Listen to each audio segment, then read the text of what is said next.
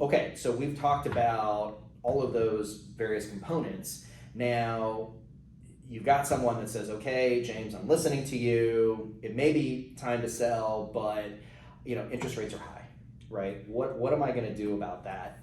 Because right now I've got a rate in the threes, right? And I'm not going to get that. I'm going to have to pay double that amount and get a rate in the sixes, right? And who knows what it's going to be, if it's going to continue to rise. So, why, how could I make that justification? So I think that there are ways to, reduce that. You can buy down the rate. Yep. You can also refinance. Most lenders don't hold you to keeping the loan the same through the life of the loan. Right. Most every lender gives you the ability to refinance. So it may be a momentary. We don't have a prediction of where it's going to go, and we don't have a prediction of where it's going to fall. Right. So it could be that you could take this appreciation that you've experienced and use that to buy the rate down, so that you can get something a bit more tolerable in your interest rate. And I think that's one of the ways. You as a lender probably have several different ideas of how someone could lower that. Certainly paying down the mortgage or borrowing less. And obviously if you do go into a less costly home, then you're not going to be borrowing as much, and so your payment may be less or the same. And when you analyze home ownership, yes, the mortgage payment is probably the biggest piece of all of that. Right. With this type of appreciation, maybe you can pay down quite a bit and just have a small loan. Right. Using that appreciation to assist you in the process.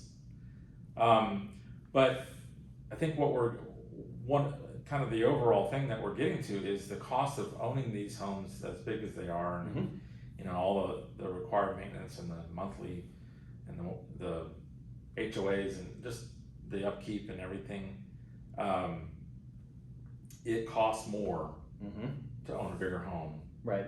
And if you're in an opportunity, you're in a position to reduce that footprint, as you said earlier, then you have to take all these things into consideration. Yeah. So the net or the end of the day, however you want to call it, there's an opportunity to reduce your overall expense of home ownership. Yeah, and at the beginning of the year, the biggest pushback that I heard from clients and agents telling me about their clients is that, okay, so if I sell, where am I going to go? There's no inventory, right? There's no inventory, and I don't want to be one of 50 offers and have to deal with all that. Now it's, okay, there's inventory, but I don't want to pay 6%, right? So that happy medium could be, let's say you bought a home for $750,000, and back then, the conforming loan limit could have been $400,000, right? So you put down your 20% plus whatever, and now you're in that point where now you can sell that home for 1.2, right? And you have a loan that's smaller. What you can do is all that extra appreciation. Now the conforming loan limit for next year is going to be 710, right? Wow. So if you stay under that 710 for the loan part, and then get a home at 1.2 or 1.1 or 1 or whatever, right? You can basically right size your monthly payments and your overall structure, because as you mentioned, you can buy down the rate, so that's called paying points, right? So if the prevailing rate is 6.5 and you pay 1 point, which is 1% of the loan amount, right, then you have that ability to go down. It's not 1 for 1, right? So a lot of people are like, yeah, I'll do 5, that's great. It's pay 1%. No. It's based on pricing, right? So it could be anywhere from a quarter of a discount, so 6.5 to 6.25, or it could maybe be half, but it depends on the pricing on that particular day, right? And how we price that. But on top of that, so that's one option, paying points.